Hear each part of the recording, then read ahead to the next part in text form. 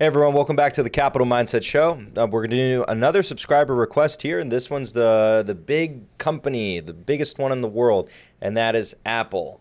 And before we actually begin here, I actually want to also mention or remind everyone that if you're not joined, you can join the free Discord community down below in the comments section or description, my apologies. And you can go in there. There'll be some a little bit of questions you have to answer. It kind of filters out, make sure there's no spam bots because we want to keep everyone from having to see that kind of stuff. You know that Discord communities can fall victim to that. But we're going to discuss Apple here today.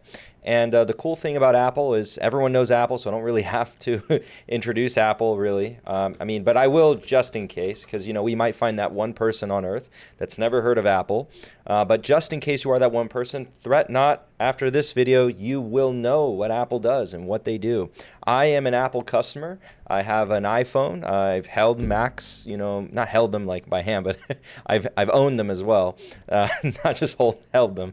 And as far as Apple goes, it is a staple, or it's been considered to be a staple in people's portfolio for a long time now. Actually, when regarding some of my family members, they've held Apple for a very long time at this point. It's done fairly well, and we'll talk about it because it's a really good case study as far as multiple expansion goes. But let's actually pull it up right here and take a look at it. So we have Apple's stock price here today. It's down by like 0.13%, but aftermarket's up 0.38%. Who cares about that? Taking a look at the 5 year, it's performed very well. Market-beating returns here at 364.07%. And we can actually point out when Buffett was buying. So Buffett was buying around here in 2016. And this is so back in the day, Apple stock wasn't split. Now it's split again. If Apple had never split, I think the price would be in the hundreds of thousands in terms of like original, like if it never had split before, because I can tell you right now, it was not trading at 70 cents. A lot of people think that when they look at stocks and they're new to the market, they're like, oh, you see, like that's why penny stocks, no. They weren't trading at that actually. And I'm not saying that, just because it's a penny stock is bad. That's not a good argument. There's other reasons why they tend to be bad. But taking a look at the total performance ever, it's done a monstrous 235,000% return.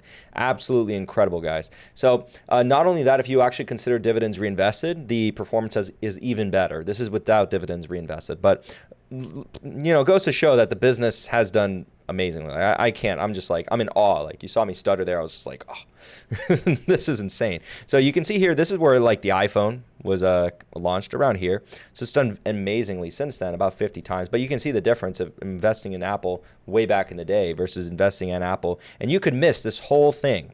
Like you could have missed this entire thing and you still would have done, I don't think anyone would have complained with a 50x return since the iPhone. Right around there. And then even if you missed the iPhone, let's say you bought, even like 2018 around here, you still did fairly well, 300%, nothing to sneeze at. And again, not including dividends reinvested. But I'll tell you this right now, for those of you who are newer to the markets, this is a classic case of multiple expansion. So not only has the business done better over time, but also the multiple right here, and this is what I'm referring to as the multiple, the PE multiple down there. People are more willing to pay more for the same amount of dollars that it earned in the past. So you had a double whammy. You had expansion in terms of earnings and then expansion in terms of what people are willing to pay for it. Because I can tell you, if you remember the markets back in 2017, even in a little bit 2018, people were about willing to pay about, between 10 to 15 multiple for Apple's earnings. So we had a double in terms of the multiple expansion, or around a double. That works in your favor when it does work in your favor, and also can work against you because you can have a multiple contraction. Let's say something bad happens with Apple, the sentiment goes in the other direction. We can have what is called a multiple contraction. So let's say the business, nothing happens in terms of earnings. They stay flat, relatively flat here. We could still see a multiple contraction, and you could still lose money. So let's say in 10 years out, Apple will trade at a PE of 10. And let's say the earnings nothing happens. Doesn't grow, doesn't decline, nothing happens. Well, and I'll explain why that's unlikely in a second. But let's say that occurs, and then it goes to a PE of 10. You would lose about, if we take the drop, about 66% of the share price. If we round that up to like 30, okay? So just to make math easy. Now, why is that unlikely to happen? Well, Apple's been engaging, and we'll actually pull this up in the model. And I don't know if I already pulled this up. No, I have not. So let's actually, that's a wrong type of Apple. It's AAPL. We were about to pull up a REIT. Or I think that was a REIT, but I don't know. Oh no, that's APLE. That's a different company. But here we have pulled up Apple, and I want to take you guys down here to the shares outstanding. You see how that's declining like that? Oof, beautiful. This is a cannibalizer, if I do say so myself. I think we can fairly say that it is cannibalizing itself, and we see that it brought down the shares from nearly closer to about the $30 billion mark, and now it's getting closer to the $10 billion mark. It will get there soon. It's already dropped below the 20. So if it continues on this trajectory. And so because when we delete the shares outstanding and we decline that, remember that multiple that we talked about is a ratio of how much it's earning in terms of EPS, and then if it's actually like net income, separated among those shares. So if we destroy some of these shares, the inevitable outcome is that we can distribute that net income or divide it among less outstanding shares. So the EPS is going to continue to grow. So taking a look at Apple, it is pursuing the strategy of share deletion in order to bring up that EPS. So I think it is unlikely that in 10 years, if the strategy continues and everything else remains stable, that the EPS will be lower or higher. I think it will be higher, not the same. All right, but taking a look at revenue has grown, okay? We do see revenue growth, and then, of course, we see cash flow growth. Now, cash flow is expected to grow even more, as you can see there in the estimate column. The estimate column does indicate that we are expected to see more growth, okay? So going up here, ignore any of the growth rates that I've attributed. They have nothing to do with Apple right now. We're going to look at the price target of about $150, implying an 8.69% downside. These are what the analysts are saying, and analysts still have a rating of a strong buy. Okay, so there's a little bit of a discrepancy between the price targets, the average price targets, and the average sentiment around it from analysts. Taking a look at the sentiment score down at the bottom there, it is actually positive. We are above 1. So if we take a look over here at the earnings transcript and news, we do see the sentiment score. We do see a lot of mentions. Very popular stock. Remember, sometimes we look up stocks here on the channel, and I show you guys this sheet, or I hope I remember to show you guys every time, but here we see actually a lot of mentions. In other stocks, we don't see any mentions. Here's a very good measure of more recently. We have 75 mentions on Twitter, 40 on Reddit, 41 on StockTwits, 27 on Yahoo Finance. I mean, this is a very popular stock, and we see a lot of articles written daily about this stock. So look at this. Like, this is incredible. Look at that. All these articles are written here today, right? Every single one. Every single one was written today. Some stocks, remember, we looked at them. Their most recent article was like a month ago, right? So this is indicative that this is a very well-covered stock. If you're an investor in this stock, there's going to be no shortage of news on your company. You're going to be able to know everything what they're doing. Tim Cook breathes, and you're going to find out about it, all right? He, uses the executive bathroom. You're going to find out about it. Okay, so taking a look at the summer report, let's kind of configure out what sort of some possible growth rates, and then let's figure out what the market's kind of pricing in. I think that if we take a look at, for example, average market rate of return, and I mean, look at that buyback rate. That's incredible, 5%. That is incredible. I mean, let's assume they slow that down a little bit, but you can kind of see here. I mean, let's change these growth rates, but like 10% growth rate. Take a look at that. 10% growth rate.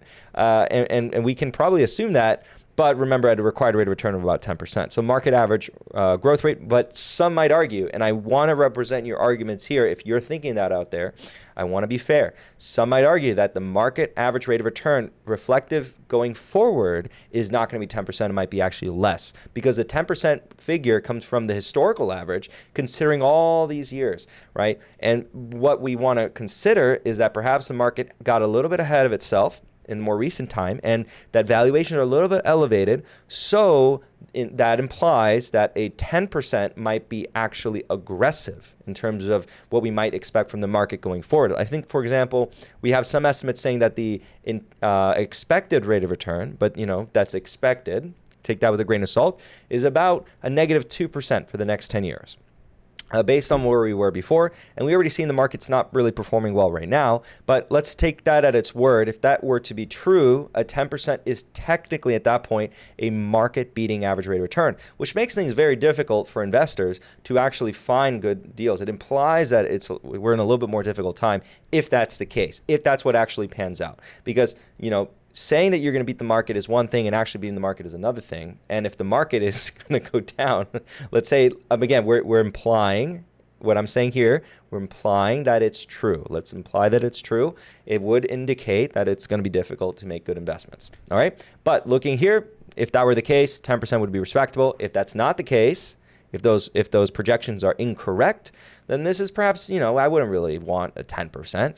But we'll go with it for now. I want to see how low we can get that growth estimation to get to. Let's see. Let's go a little more aggressively lower, 8%. So I think right there we kind of found it. 8%-ish is where we could kind of assume, because that's within the margin of error, about $5 there.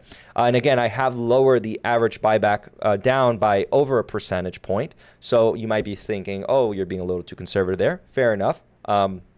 I'm happy with being a little conservative on the buyback rate, but I think they have no intention, or they're showing no signs of doing so. Now, here's a little bit of a problem, and I'll actually show this to you right now, and this is why this tool is there, and this tool is finally being utilized, but it's been there forever, right? And it's this one. So the comparison between what they've done in the past and what it shows that the model's telling you, this is probably what they're capable of going forward at present prices, at the current price. So what does that indicate? In order for us to achieve previous levels of buybacks, the price must come down, because currently the average has been 5.41%, but presently it appears as though, based on current cash flows, that they're not going to be able to achieve those same numbers, okay? They're going to achieve about a 3.45%. So I rounded it up. Again, so on that metric, on that understanding, I'm being a little aggressive. So I'm kind of trying to meet it halfway and just saying, something's going to happen. We're going to assume these increase in cash flows by analyst estimates, and they get around there. We are still waiting for the new iPhone super cycle. I, for one, and I can tell you this right now, I am actually part of the Apple upgrade program. So it's basically I don't go through my telecom provider, which is great because I have no phone with them. I can change at any time I want from my provider at AT&T. I can change to Verizon. I can change to whoever I want, and I basically pay Apple a monthly subscription. And let me tell you right now, just a little bit, we're getting on a side conversation here, but if you upgrade your phone every 2 years, I believe, it is equal to about the same cost should you also have the highest level of Apple Care. So because I think my phone, I pay for the plan where it can get stolen. I think it can get stolen twice a year and they fully replace it. I can go there once a year to get my battery replaced, and I can also throw it outside my car and then get also that damage replacement twice a year. And then every single year, should I choose, I can get the new iPhone. I am kind of going to wait for because I got it in like a limbo period. So I have the iPhone 12 or the S12, whatever, the Max. Not the Max, no, it's a smaller one, but the Pro model. So I have the Pro 12, and then I just skipped the Pro 13. I'm going to get the Pro 14 when that comes out this year. So I'm going to wait because I got it in a limbo because my phone broke, and then I was like, oh, okay, fine, whatever. So I'm just going to wait just a couple months. I think I'm like 2 months away after. So when I'm eligible for the upgrade, it comes out 2 months later.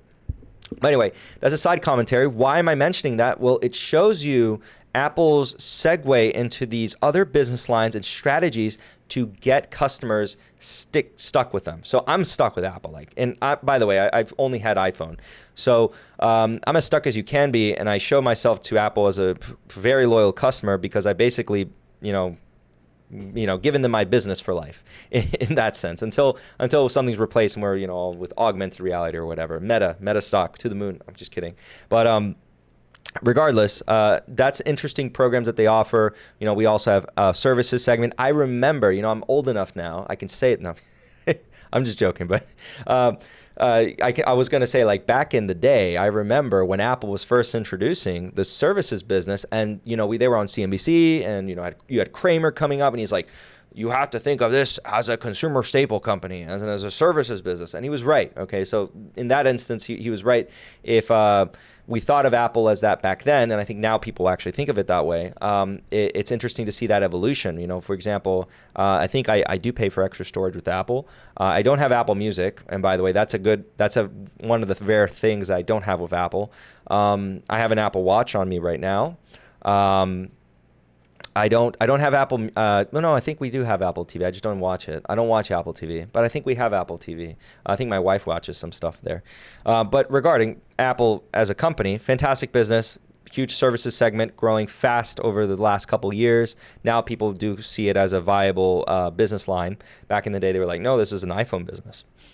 And we see them actually integrating a lot of things in-house. And why is that important? Well, let's go over to the ratios for those of you who were able to sit past that rant there. We're taking a look at the ratios here. I want to showcase the gross profit margin. Take a look at that. So why is it going up? It's going up because they're doing a lot more things in-house. And that's actually scary if you're a chip provider that provides to Apple. One of my holdings, Cirrus Logic, shout out to Cirrus Logic.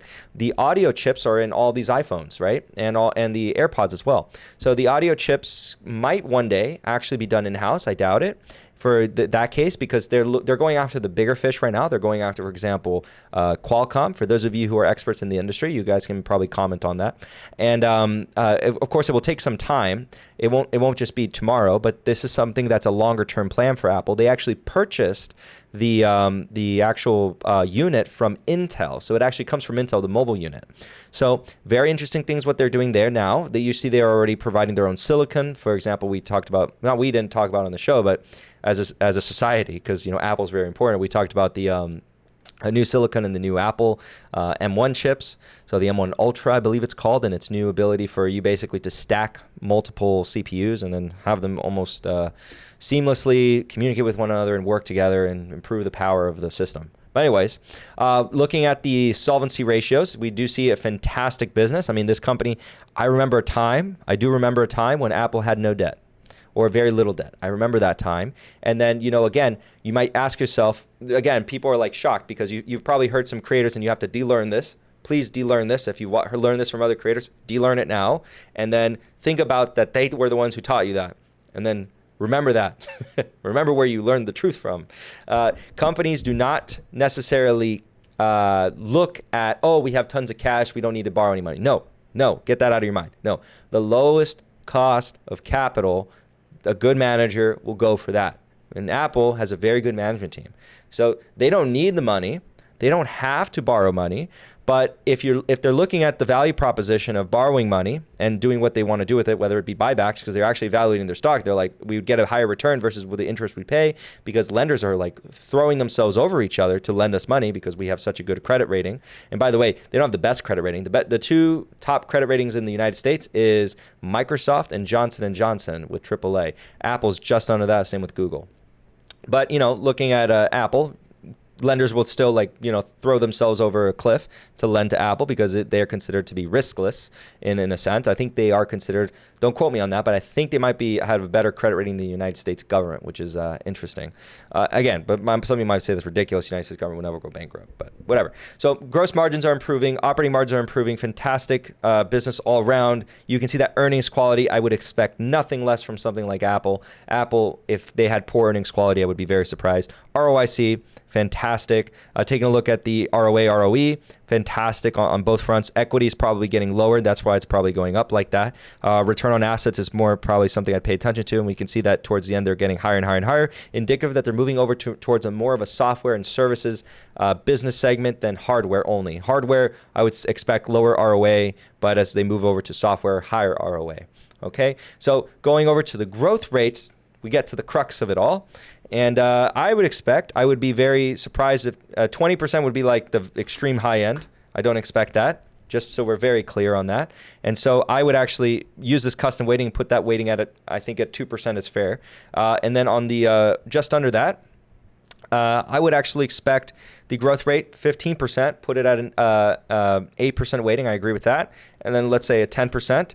8%, and then on the lower ends, let's go with a 2%, put that also at a 15 weighting.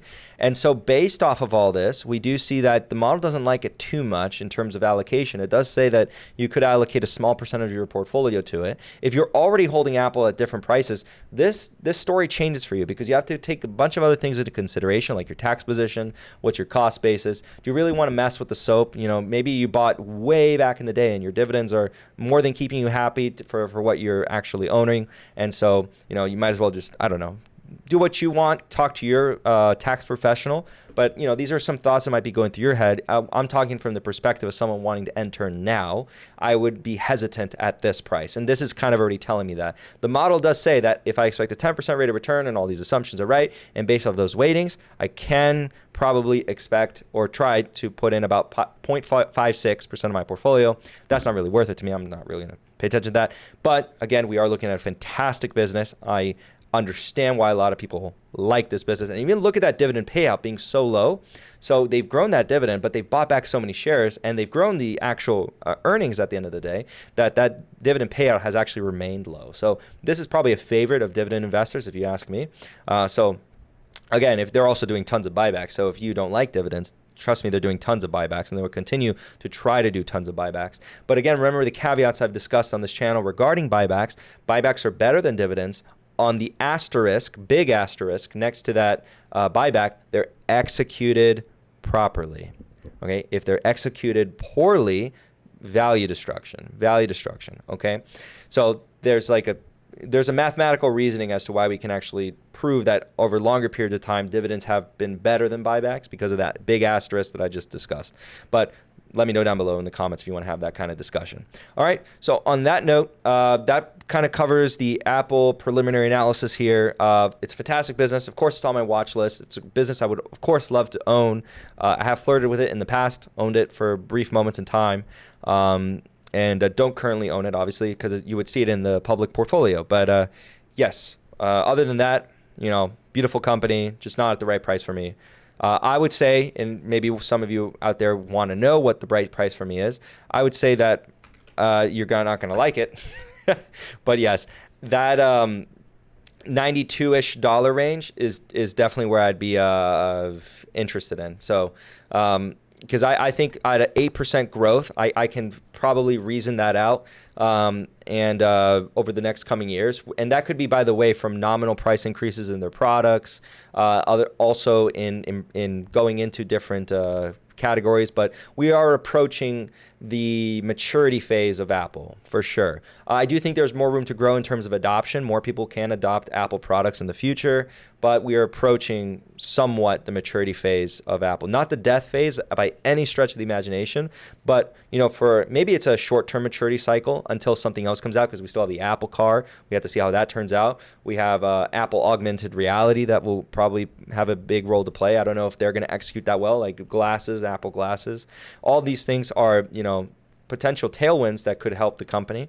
But, you know, if I could get this at, you know, just a 50% drop from here, which is very likely. Again, if we remember, we can see multiple contraction, like at the beginning of the video. Multiple expansion can be your friend. Multiple contraction can just as easily be your enemy. And they're kind of counterbalancing each other in that sense. So be careful with that.